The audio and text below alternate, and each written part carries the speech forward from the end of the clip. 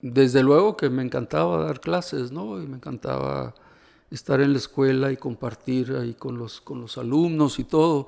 Yo nunca me sentí, la verdad, nunca me he sentido como maestro, ¿no? Me he sentido más bien como un arquitecto que está compartiendo su experiencia, ¿no?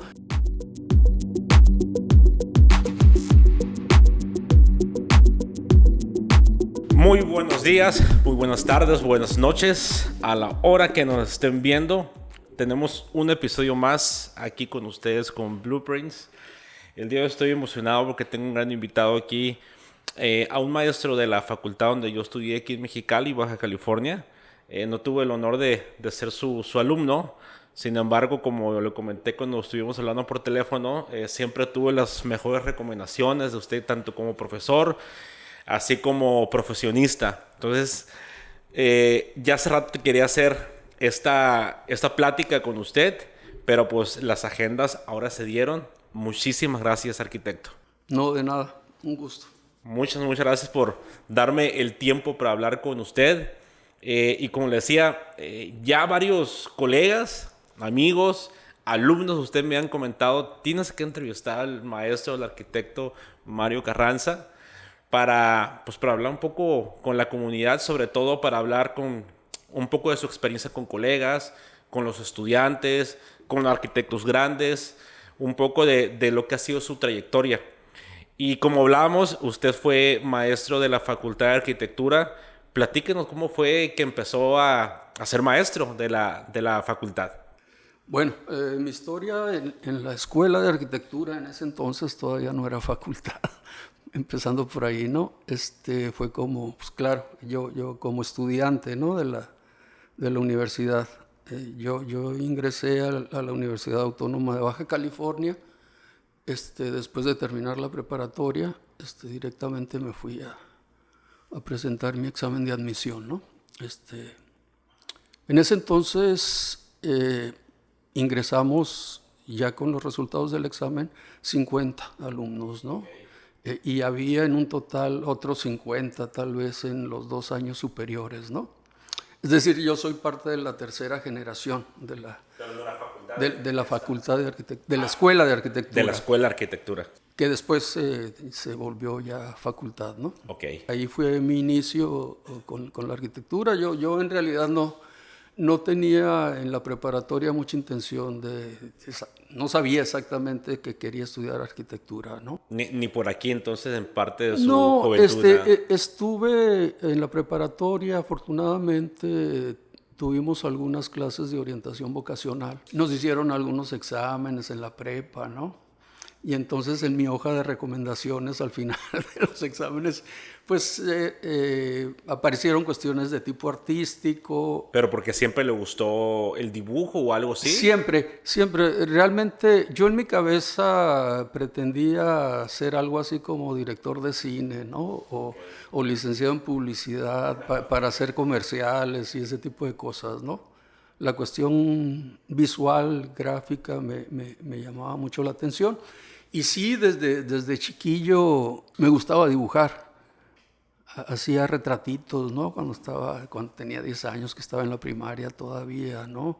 O me esmeraba mucho en presentar trabajos de química o eso con Prismacolors y sí, así muy pro, según yo, ¿no? Con marquitos y todo, ¿no? Así. Era un gusto, pues, a mí me gustaba hacer eso, ¿no? Después tomaba fotos de mis parientes y empezaba a hacer retratos, ¿no? O sea, retratos de personas. O Sí, sea, sí. Nunca realmente fui muy talentoso en eso. Era lo suficientemente bueno para que alguien notara que la persona que estaba retratada quién era, ¿no? Pero así que de mucho talento para ser artista propiamente, pues creo que no llegaba. No llegaba. Pero esa sensibilidad sí la tenía, ¿no? Tenía mucho gusto por la música también, desde chico. Nunca aprendí a tocar ningún instrumento, ni nada, pero me gustaba mucho descubrir, encontrar, escuchar música, ¿no? De todo tipo, pero sobre todo por mi época de adolescencia en los años 60, Pues música de rock, ¿no? Ok. Yo estaba tal vez en primero de secundaria cuando compré mi primer vinil, ¿no? De música, que era un disco de los Beatles, ¿no? Que ahora volvieron los viniles, ¿no? Sí, están de vuelta, claro, sí. Sí, el segundo disco que yo compré fue de Joan Manuel Serrat, ¿no? Ok. Entonces, en esos parámetros más o menos me movía, ¿no? Música de rock, de todo tipo, también música country, americana. Y bueno, esos eran mis gustos, ¿no? Entonces, como te decía anteriormente, después de estos exámenes famosos de orientación vocacional, yo dije, yo quiero ir a México a estudiar publicidad por lo pronto, ¿no? Y después convertirme en director de cine. Esos eran mis pensamientos, ¿no? Sin embargo, no tenía, ni yo ni mi familia teníamos recursos para que yo me fuera de la ciudad, ¿no? Entonces, después de eso, de entender muy bien que no era factible, pues, dentro de mis posibilidades aquí en la ciudad, escogí entrar a arquitectura, ¿verdad? Me pareció que de toda la oferta que había de carreras en la región, la arquitectura era lo que más me acomodaba, ¿no? Y no sé, tal vez sea el inconsciente, ¿verdad? Pero desde el primer momento que yo entré a la escuela, me sentí en mi casa, ¿verdad? Sí, definitivamente sí, di en el clavo. Creo que no hubiera sido un buen director de cine, ¿no? Pero ¿Quién sabe? bueno, No se sabe, ¿no? O sea, las casualidades, yo digo que no existen. Se dio por algo que se fue la arquitectura, ¿no? O sea, como decía, estaba sensible en la cuestión del arte y pues bien sabemos que la arquitectura es uno de los artes mayores, ¿no? sí, sí, sí. De hecho, un poquito esto que te menciono del cine también tenía su antecedente, ¿no? Yo en la secundaria, desde la secundaria empecé a pintearme clases estaba en la secundaria 18, ahí en la Avenida Obregón, a un lado de Rectoría. Y me pinteaba algunas veces clases que en cartelera estaba alguna película que me interesaba ver, ¿no? Entonces no me importaba, yo tomaba mi camión al centro y me iba a ver ciertas películas de arte, ¿no? Al Cine Cali, al Cine Bujasán, a Variedades, ¿no? Al Cine Curto, el Cine Curto y yo tenemos una historia larga, ¿no? Porque en esa época de la secundaria, la prepa, se presentaba ahí mucho cine de arte, mucho cine europeo, sí, de temas así a veces muy escabrosos, ¿no? En un tiempo también hubo cine pornográfico en el Curto, ¿no? Pornográfico suave, no. Sin nada como ahora se presenta. Nada 3X, pero sí había, pero sí había mucho cine de arte, ¿no? Entonces a mí me encantaba ir a ver películas francesas, italianas, ¿no? Con todas las temáticas, ¿no? ¿De qué manera, sabiendo que a lo mejor no podía salir de Mexicali, cómo la cinematografía lo llevaba, ¿no? A Sí, otras partes? siempre fue un gusto y eso me enseñó también a conocer muchas cosas, pues a través de la pantalla del cine, ¿no? O a interesarme en muchas cosas diversas, ¿no? Como cuestiones de literatura, de arte en general, ¿no? Definitivamente siempre tuve ese gusto, ¿no? Siempre le gustó la parte artística, no tanto como lo regular que nos gusta a los niños, el fútbol y todo eso. A mí tampoco, yo no, imagínense, mi familia son maestros de educación física, básquet, fútbol, todo. Y sí jugaba, claro, pues por echar ahí, pues ahí el relajo y todo. Pero nunca me gustó. A mí también me gustó, no tanto como usted el arte, pero me gustaba más la cuestión creativa, ¿no? Y sí es difícil, o sea, como que congeniar dentro de la manada cuando estás joven o cuando estás más niño porque te gustan otras cosas simplemente. Sí es complicado, pero ya luego lo entiendes, ¿no? Ya luego lo entiendes por qué te gusta, porque pues tenías que ser esto, ¿no? Tenías que ser arquitecto, punto, ¿no? Sí, sí. Que a veces, como dice usted, no sabemos ni qué queremos estudiar, entre comillas, ¿no? Pero ahí está la semilla de lo que queremos. Sí, pues eso, bueno, ese fue finalmente el antecedente, ¿no? De cómo llegué a la escuela de arquitectura. Ya estando en la escuela de arquitectura desde el principio, después de un entrenamiento básico, pues de un primer año, ¿verdad? Empecé a trabajar en despachos también, ¿no? Con arquitectos que me daban clases.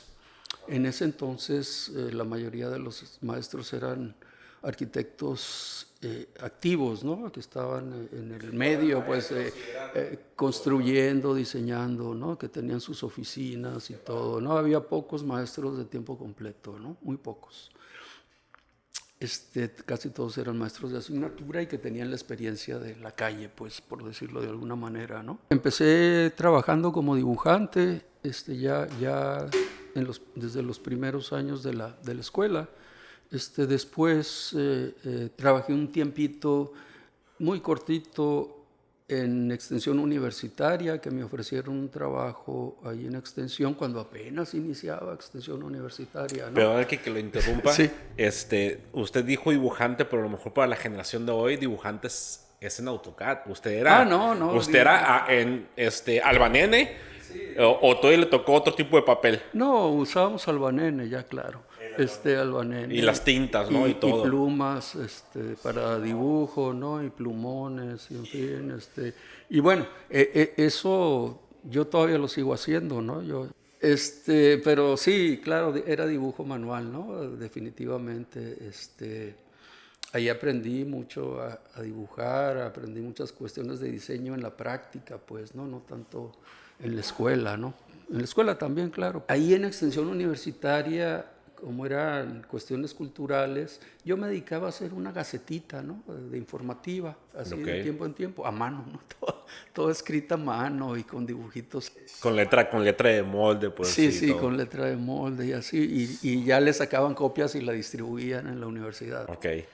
Y luego iniciaba Radio Universidad y mi jefe, Hugo Abel Castro, y su esposa, Rebeca Vizcarra, que era locutora de Radio Universidad. No sé cómo se dio, pero me invitaron a hacer un programa de radio, donde yo hacía el guión, un programa de música, donde yo hacía el guión, ¿verdad? Yo les llevaba mis discos de vinilo, ¿verdad? Los ponían allá en el estudio de grabación, les llevaba los textos y Rebeca y el otro locutor, Antonio Mesa, decían los textos que yo les decía, ¿no? Hacíamos textos explicando los orígenes de la música, el significado de las letras de las canciones, porque la mayoría se llamaba Taller de Música Moderna, ¿no? Y eran la mayoría bandas de rock y músicos americanos, ingleses, ¿no?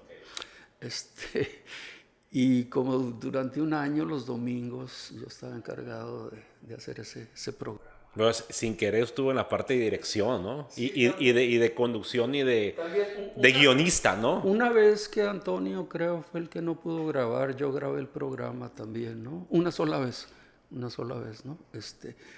Lo escuché y me arrepentí después de haberlo grabado, pero lo hice, ¿no?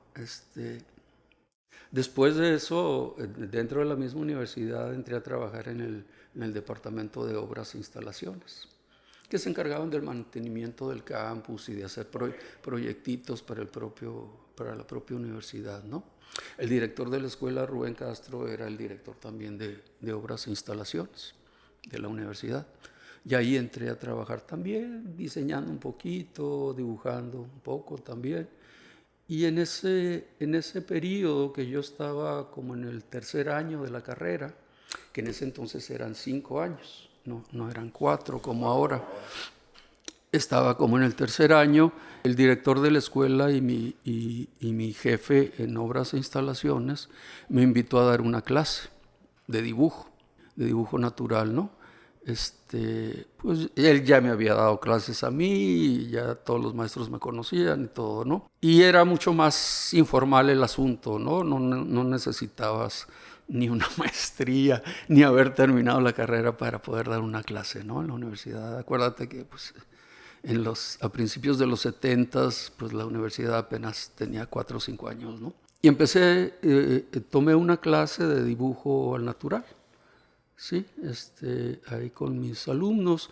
Y luego tomé otra clase de técnicas de representación, que es dibujo ya de perspectiva y sombras y todo eso, ¿no? Colores, color. A mí me tocó usar los Prismacolor. ¿Qué usaba cuando estaba? Prismacolor, plumones, pasteles, ¿no? Acuarelas a veces, ¿no? Ok. A mí mi maestro de dibujo y de técnicas de representación fue Rubén García Benavides, el pintor, pues más, podemos decir que el más reconocido aquí nacionalmente, ¿no? Y internacionalmente puede ser que también, ¿no? Que sea de aquí de la región.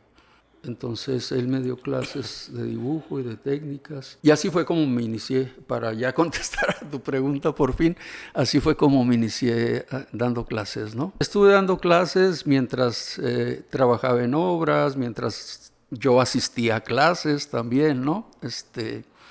Finalmente me titulé en el 79, aunque entré en el 71 a la escuela. Pues la currícula de materias era de 5 años y luego había que hacer un proyecto con tesis, con un documento de tesis para poder presentar el examen profesional, ¿no? Entonces yo estuve ahí navegando en 2 o 3 proyectos de tesis y no me gustaban y los dejaba, ¿no? Y hasta que encontré mi proyecto de tesis, nos agrupamos 7 alumnos, hicimos un proyecto sobre las misiones en la península de Baja California. Así, con ese documento me titulé. Hicimos un par de viajes a la península, uno de un mes completo, ¿no? En caminos ahí olvidados de Dios, ¿no? Para encontrar las misiones, para hacer inventario de las misiones, generar toda la información de rutas y todo, ¿no? El documento en sí mismo de tesis fue un estudio histórico, una recopilación histórica de cómo se cristianizó pues, la península, ¿no? con los religiosos jesuitas, franciscanos, dominicos, ¿no? En cada una de sus épocas. Y fueron regando edificios, ¿no? en toda la península. Llegó a estar por allá por mis tierras. Yo soy de Santa Rosalía. Ah, claro, ahí estuve, sí, tomando fotos de la misión de Santa Rosalía y de muchas otras, ¿no?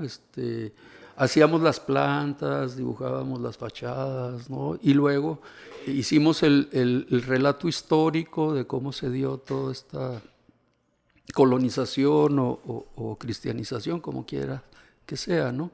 Y luego también incluyó un par de proyectos de rehabilitación de 2 de los edificios, ya más en lo arquitectónico, ¿no? En lo técnico, y un inventario de todas las misiones, ¿no?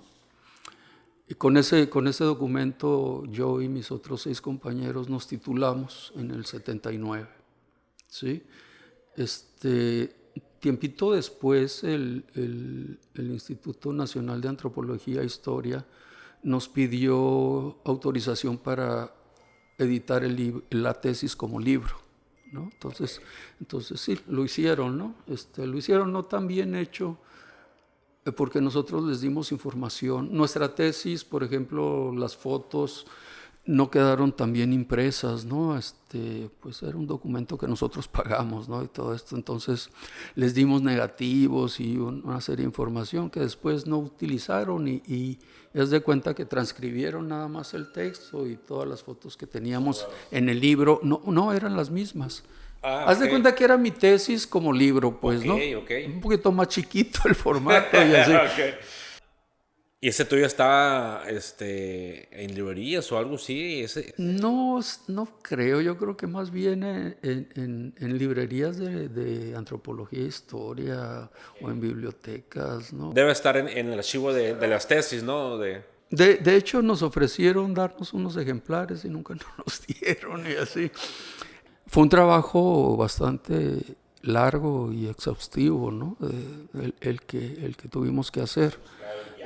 Y muy inexpertos también, ¿no? En la cuestión de historia, en la cuestión de redacción, como para contar una historia, ¿no? Y eso, pues, sí fue un poquito complicado, ¿no? Pero, en fin, lo sacamos, ¿no? ¿Y cómo fue que la decisión de por qué exactamente ese trabajo de tesis de las misiones? Ese trabajo de tesis llegó de una propuesta de la dirección. A la dirección generalmente les llegaban propuestas de temas, ¿no? De proyectos y algo así de la comunidad, ¿no? Y fue ahí el director o alguien ahí en la escuela nos dijo, está este tema, ¿no? ¿Lo quieren tomar? Y pues lo tomamos, ¿no? Y bueno, a partir de que ya me titulé, trabajaba en ese entonces en gobierno del estado. Cuando yo me titulé en el área de proyectos, como un auxiliar, ¿no? En proyectos. Y el director del departamento, de la dirección de proyectos de gobierno del estado era el arquitecto Rubén Castro, que era el director de la escuela y era el jefe del departamento de obras e instalaciones, ¿no? Entonces él me llevó a trabajar ahí después, y cuando yo me titulé me invitó a participar en un concurso para hacer el proyecto, el diseño del edificio del Banco de México aquí en Mexicali, ¿no? Invitaron a 3 despachos. Uno de los despachos fue el despacho del arquitecto Castro, donde me invitó a que yo hiciera el proyecto, y otros 2 despachos, ¿no? El Banco de México, desde la Ciudad de México, invitó a 3 despachos locales a hacer el concurso, ¿no? Lo ganamos, el concurso, y entonces a partir de ahí yo me dediqué a hacer el proyecto ejecutivo, ¿sí? Estoy platicando más o menos lo que hice inmediatamente después de que salí de la carrera, ¿no? Ya estuve trabajando en despachos de diferentes cosas, en diferentes proyectos y eso.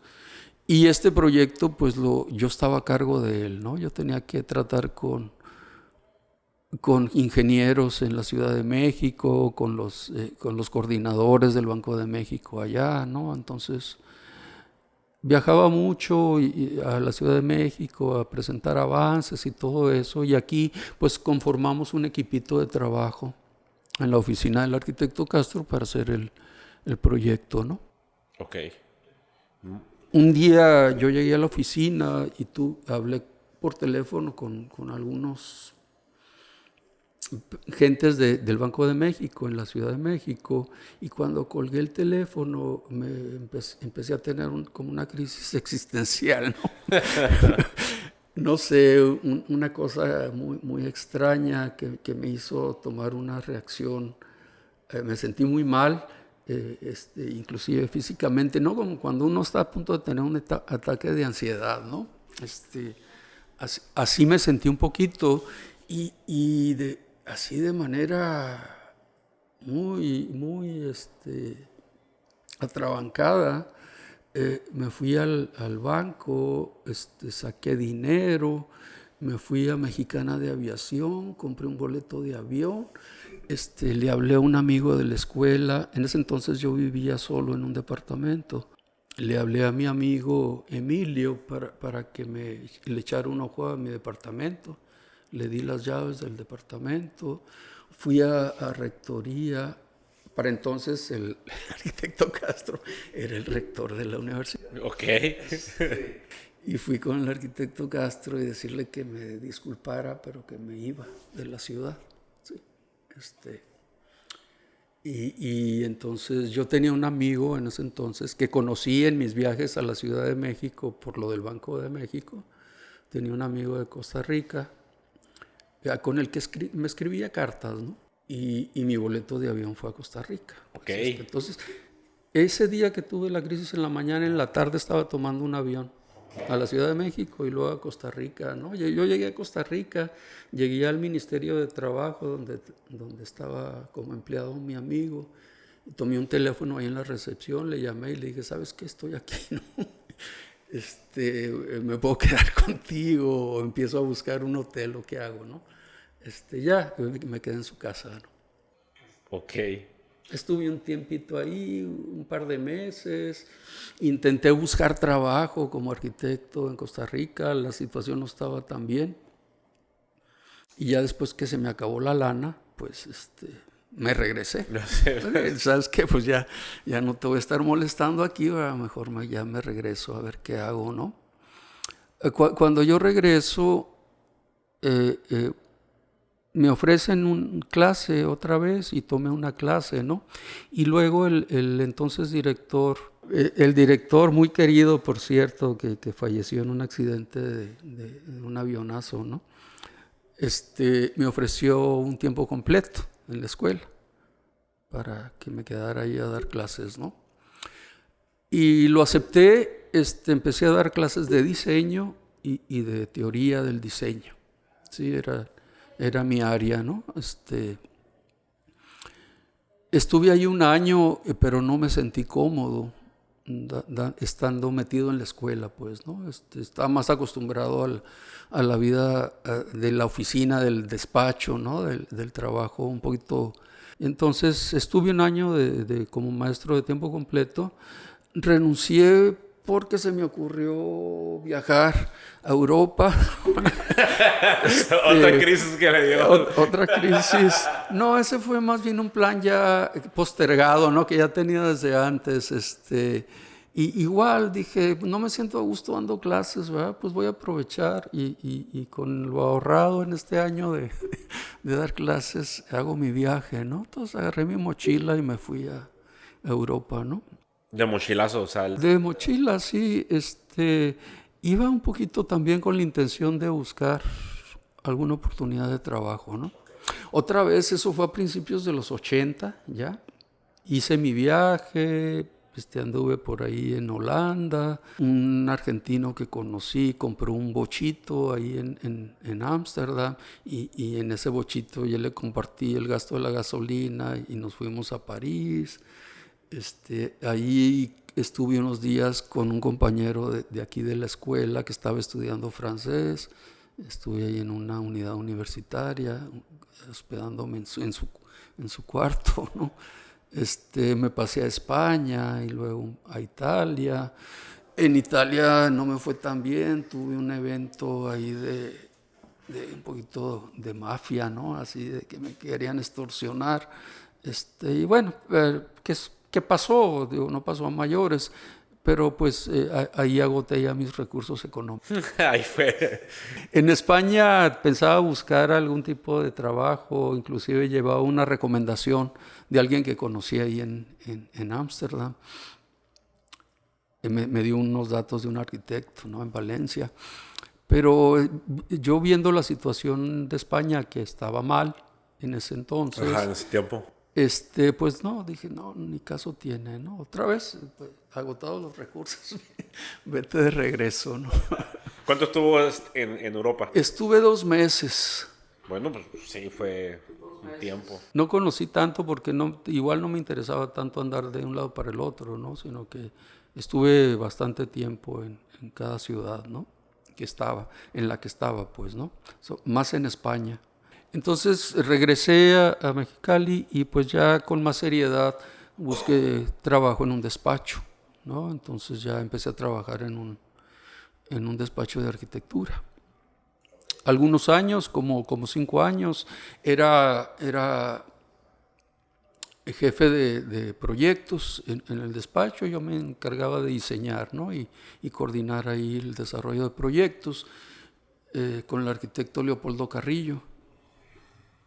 Trabajé algunos años con él hasta que ya también me agoté un poquito de eso y empecé a hacer trabajo por mi cuenta.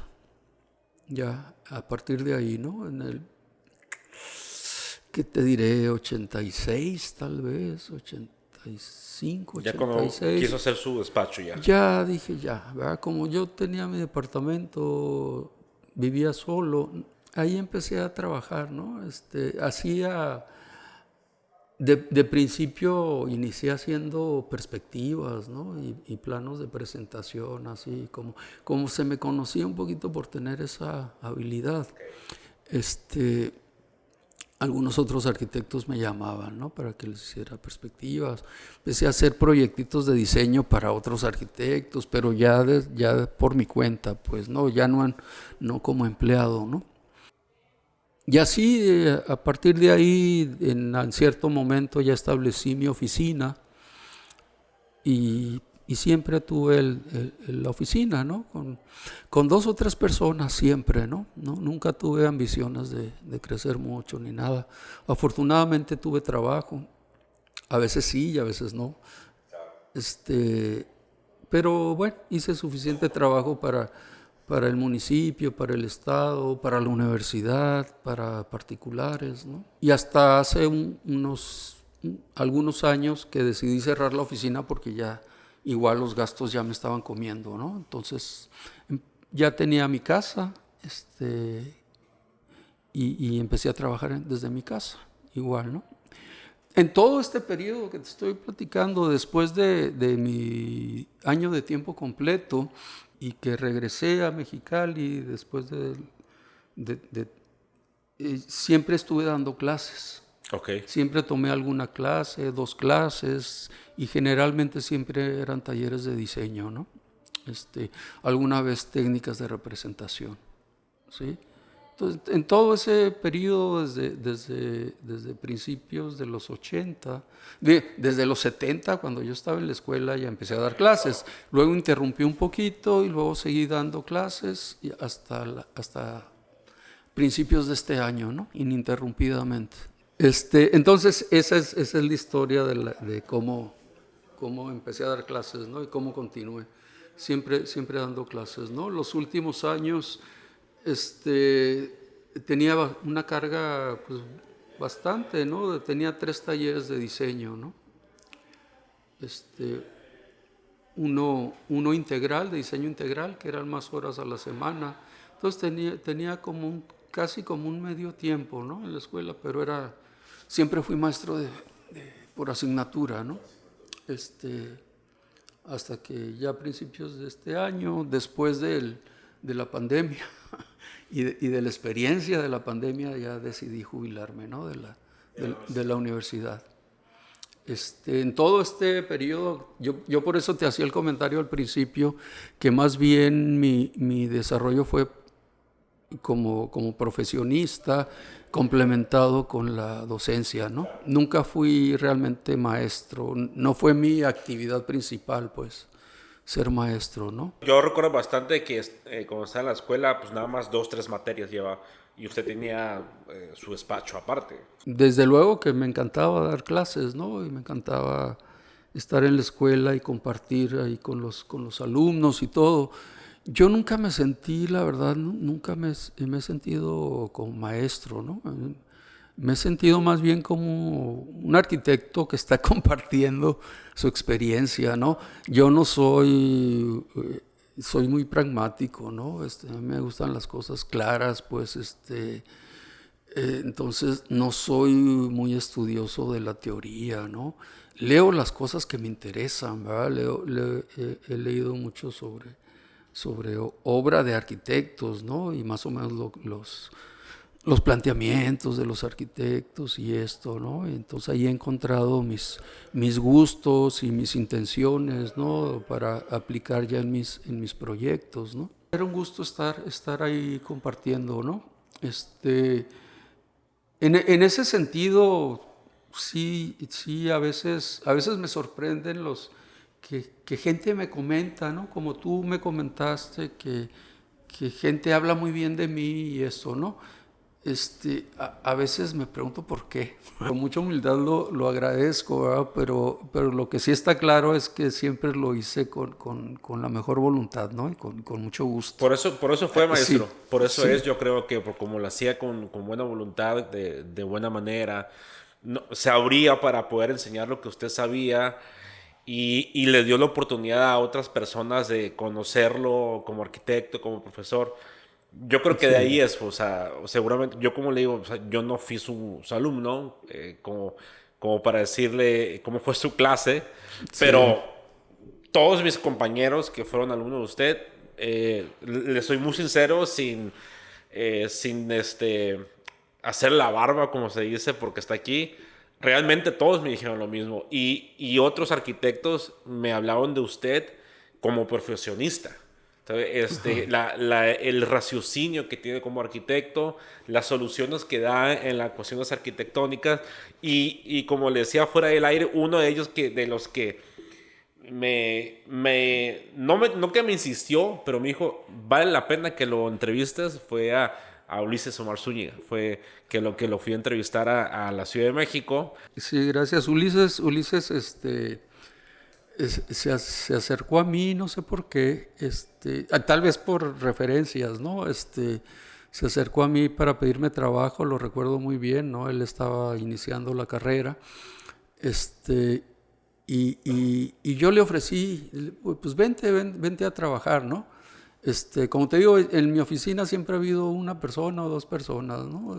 A veces cuando hizo falta, pues contrataba a alguien más, ¿no? Para que nos echara la mano y así. Y en ese sentido también creo que la relación con la gente con que colaboró conmigo en la oficina, pues han sido relaciones que han durado mucho, pues ya después de la del trabajo continúan, ¿no? La relación.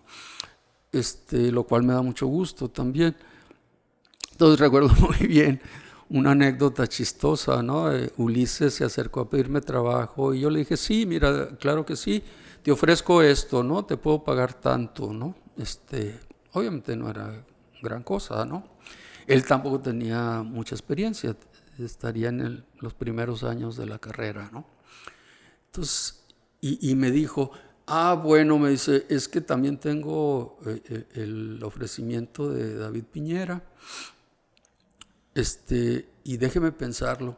No, le dije yo, no lo pienses, o aceptas el trabajo que te estoy ofreciendo ahorita, o ya no te ofrezco nada, pues, ¿no? ¿Qué es eso de que déjeme escoger a ver qué me conviene más, ¿no?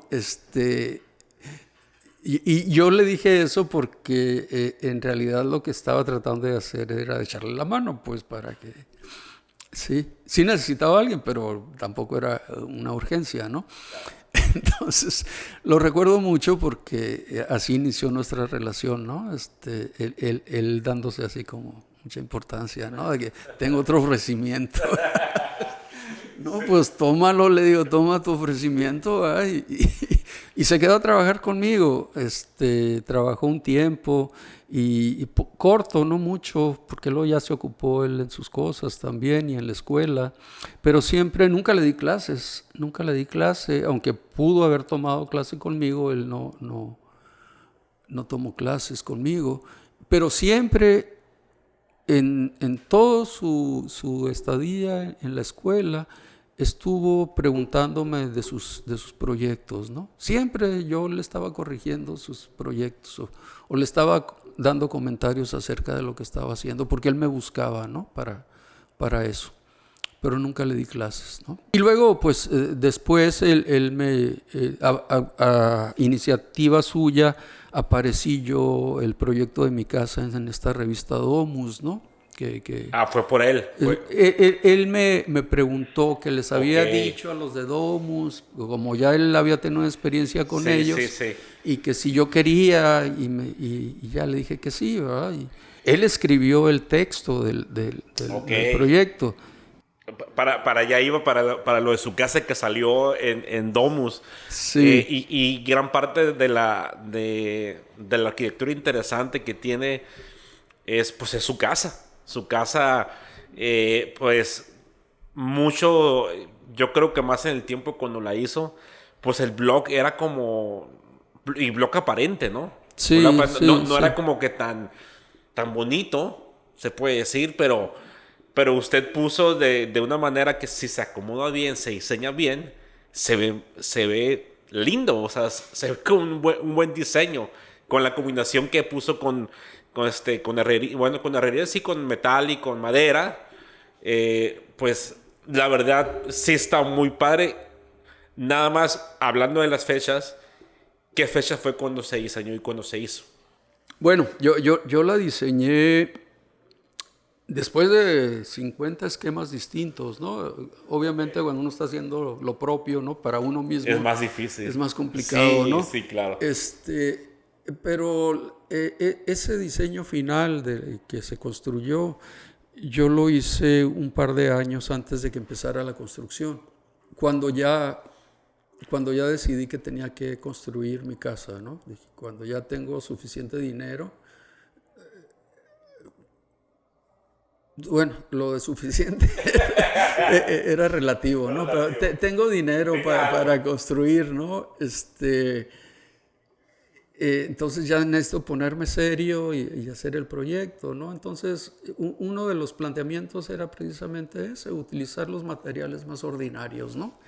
Y utilizarlos de manera tal que tuvieran algún valor agregado, pues, ¿no? En la composición, en la suma de todos los componentes, ¿no? Que resultara algo que tuviera cierto valor estético, ¿no? Y compositivo, pues. Ese fue el planteamiento. Y lo de los materiales más ordinarios en relación al costo, al dinero, ¿sí? Entonces, pues sí, utilicé el block, utilicé el concreto aparente en los pisos, ¿no? Utilicé paneles de aglomerado que son baratísimos para los plafones, madera de segunda, para todo lo de madera, algunos elementos estructurales metálicos a la vista también, ¿no? Todo así de manera muy básica, muy sencilla, ¿no? Pero bueno, la suma de todos esos componentes, la geometría de la casa, las proporciones, ¿no? Todo eso me parece que llegaron pues a buen fin, ¿no? Pude haber hecho muchas cosas, ¿no? Con un poquito más de dinero, pero...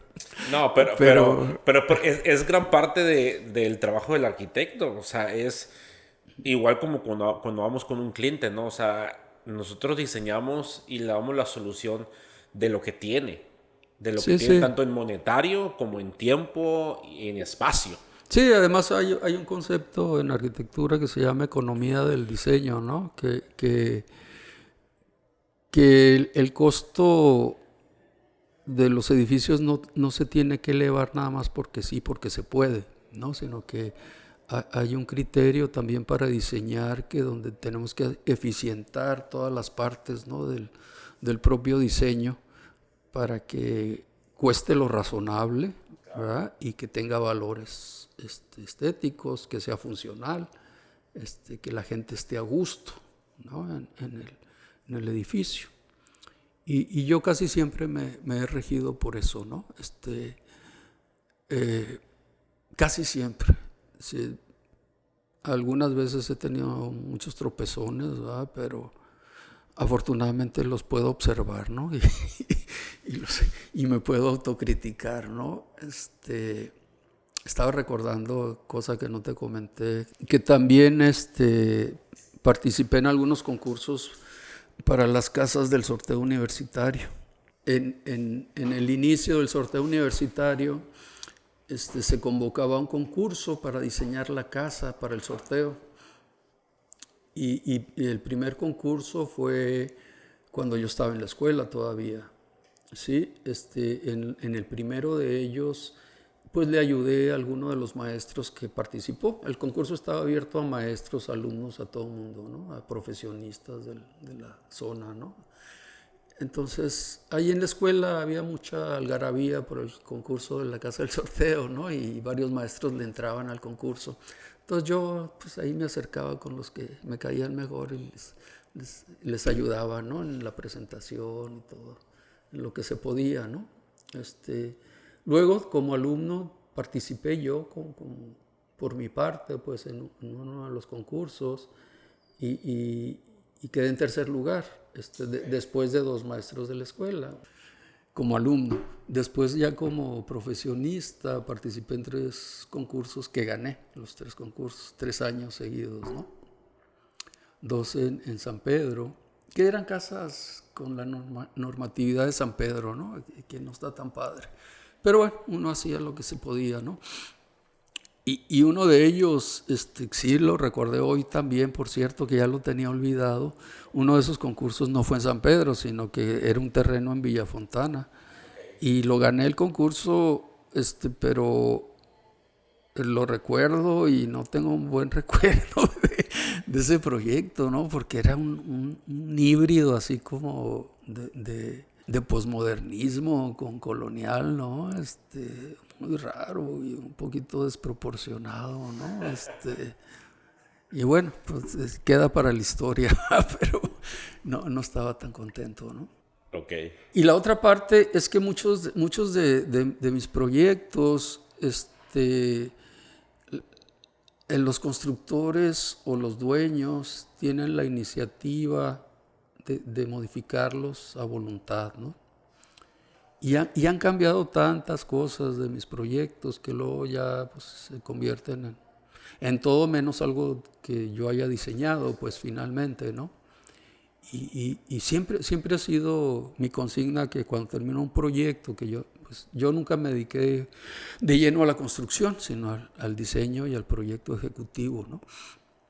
Siempre en mis entregas de proyectos decía, cuando haga falta, cuando tengan alguna duda, quieran consultar algo, quieran modificar algo, estoy a su disposición para echarles la mano, para hacer eso, ¿no? Para que yo mismo pueda tal vez hacer el cambio, ¿no? Que ustedes están buscando o algo, ¿no?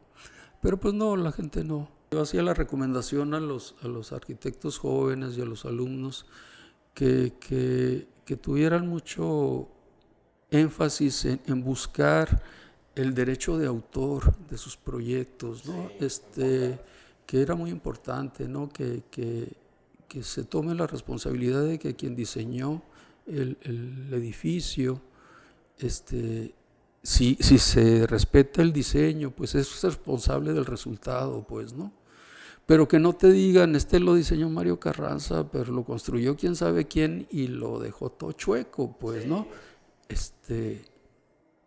Entonces, eso me parece muy importante, ¿no? Que es algo de cultura general que deberíamos tener los ciudadanos, ¿no? De tener un poquito de respeto, pues, porque si un cliente tiene dudas de su proyecto, yo no lo obligo a que lo haga, ¿no? Yo hago todas las modificaciones que sean necesarias, pero resolviendo los problemas de acuerdo a mis criterios, ¿no? Con lo que yo sé. Y hasta que me dicen así me gusta, así estoy convencido de que así va a ser, ¿no? Pero resulta que en el proceso de la obra siempre hay apreciaciones que van cambiando, ¿no? La visión de los dueños y de los constructores, ¿no? A veces por ahorrarse unos pesos, por facilidad constructiva o por flojera. O porque no había tal material, a lo mejor. Mil cosas, ¿no? Suceden, pero creo que eso es una desgracia para los arquitectos, ¿no? Que no se respete el derecho de autor, ¿no? Eso es importante, sí, porque sí es algo que normalmente los arquitectos no hacemos. El respetar nuestro trabajo, así como pedimos que respeten nuestro trabajo también. Y pues para eso está el derecho de autor. Es muy importante ese detalle. Sí, yo creo que se debería buscar más, ¿no? Y bueno, sabemos que lo que hacemos en el papel pues no es para nosotros, no es para otra persona y que otras personas lo van a usar y todo eso, pero bueno, pues, si alguien te busca, puede ser por dos razones, porque es conocido de algún pariente, ¿verdad? Porque te va a cobrar más barato o porque conoce tu trabajo, ¿no? Son tres cosas, ¿no? En el resto del mundo, generalmente la gente busca a los arquitectos, generalmente, ¿no? Por reconocimiento de su trabajo, ¿no? Porque se sienten afines a lo que hace el arquitecto, ¿no? Y así debería, yo creo que ser, ¿no? Sí, exacto. A lo último siempre el arquitecto llegamos a ser los solucionadores de los problemas de los clientes. O sea, que es solucionar, hacer un buen departamento, una buena casa, un buen local comercial para las necesidades que tiene el cliente. A eso nos dedicamos, ¿no? Sí, pero a eso se le agrega la aportación del arquitecto, pues. Eso no se olvida, eso nunca se debe de olvidar y es sumamente importante, pues, cuáles son los requerimientos, las necesidades, el contexto, ¿no? Todo hay que considerar, pero el valor agregado es la propuesta del arquitecto, ¿no?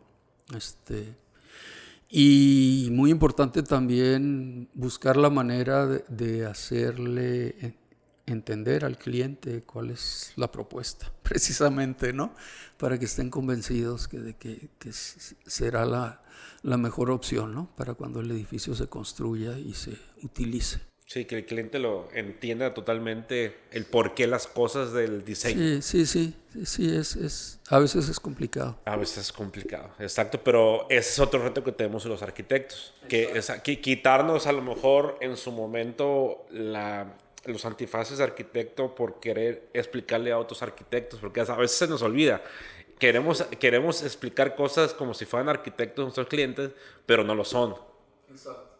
Es otro reto súper difícil que tenemos que hacer para nuestros clientes. Arqui, muchísimas gracias por su tiempo. No, ¿de qué? Muchas gracias. De verdad, me gustó mucho la plática, las cosas que nos platicó. De verdad, yo estoy seguro que mucha gente que nos está viendo, nos está escuchando, la va a disfrutar igual que yo.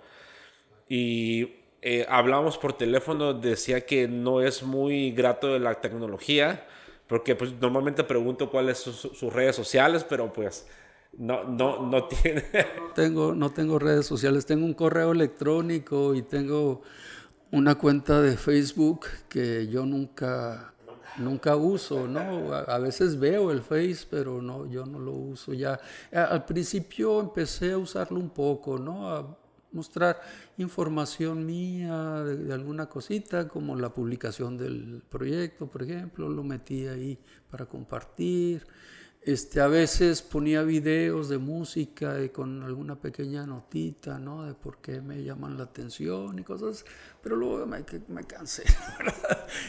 Me aburrí un poquito de eso, ¿no? Entonces no soy mucho, de hecho actualmente todavía no. De hecho cuando a principios de los 80, cuando yo estaba trabajando en la oficina de arquitectura de Leopoldo Carrillo, que te comenté que era jefe de proyectos, ahí se empezó a usar el AutoCAD y los plotters y las computadoras, ¿no? Y todo el mundo ya andaba ahí haciendo planos, ¿no? Y yo dije, no, qué flojera. Todavía estaba bastante joven, ¿no? Entonces, ahorita se me puede culpar por mi edad que no me interese, pues, ¿no? Ya se entiende, ¿no? Pero en ese entonces todavía estaba joven, pero yo prefería hacer mis cosas en el respirador, en el papel, ¿no? Y nunca quise aprender AutoCAD. No hizo falta en el momento y yo no tuve ningún interés personal de hacerlo, ¿no? Para facilitar mi vida, que probablemente sí se hubiera facilitado un poquito. Pero dije, no, yo puedo dibujar, ¿verdad? Puedo hacer mis cosas y cuando haga falta, pues le hablo a alguien, ¿verdad? Más joven que yo, que tenga más habilidades para eso y que me ayude, ¿no? Entonces, le puedo dar indicaciones cuando esté dibujando en AutoCAD o con otros medios, ¿no? Cuando me estén haciendo un render o algo, pues también yo les voy a decir, no, mira, este punto de vista está mejor y la ambientación creo que debería estar de esta manera, la utilización de los colores y todo, ¿no? Yo puedo intervenir en eso, pero estar pegado en la computadora, dando toquecitos con el dedo, no me gusta. Prefiero tener el Prismacolor, pues, o el lapicero o el portaminas, ¿no? En la mano y dibujar sobre el papel, ¿no?